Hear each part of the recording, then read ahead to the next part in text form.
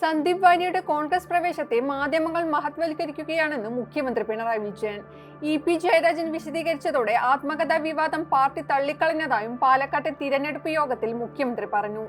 സന്ദീപ് വാര്യരെ എന്തുകൊണ്ടാണ് വലിയ രീതിയിൽ മഹത്വവൽക്കരിക്കുന്നതെന്ന് മുഖ്യമന്ത്രി ചോദിച്ചു. സന്ദീപ് ഇന്നലെ വരെ എന്തു നിലപാട് സ്വീകരിച്ചുവെന്ന് ജനത്തിനറിയാം. നാടിനെ മറ്റൊരു വഴിക്ക് തിരിച്ചുവിടാനുള്ള ശ്രമം നടത്തിയ, ആകാവുന്നതെല്ലാം ചെയ്ത ഒരാളെ പ്രത്യേക ദിവസം മഹാത്മാവായി ചിത്രീകരിക്കാൻ വലതു ക്യാമ്പ് ഒരുമ്പെടുന്നത് പറ്റിയ ജാളിത്യത്തിന്റെ ഭാഗമാണ്.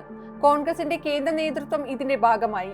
സന്ദീപിനെ പാർട്ടിയിലേക്ക് സ്വീകരിക്കുന്നത് നാട്ടിൽ എന്തു പ്രതികരണം ഉണ്ടാകുമെന്ന് സംഭവിച്ചു കഴിഞ്ഞാണ് കോൺഗ്രസ് മനസ്സിലാക്കിയതെന്നും അതിന്റെ വെപ്രാളത്തിലാണ് പാണക്കാട് പോയതെന്നും മുഖ്യമന്ത്രി പറഞ്ഞു. ഇ.പി. ജയരാജൻ ആത്മകഥ എന്ന പേരിൽ മാധ്യമങ്ങൾ കള്ളം പറഞ്ഞു. പുസ്തകത്തിൽ LDF സ്ഥാനാർത്ഥി സരിൻ ജയരാജൻ തള്ളിപ്പറഞ്ഞു എന്നായിരുന്നു വാർത്ത.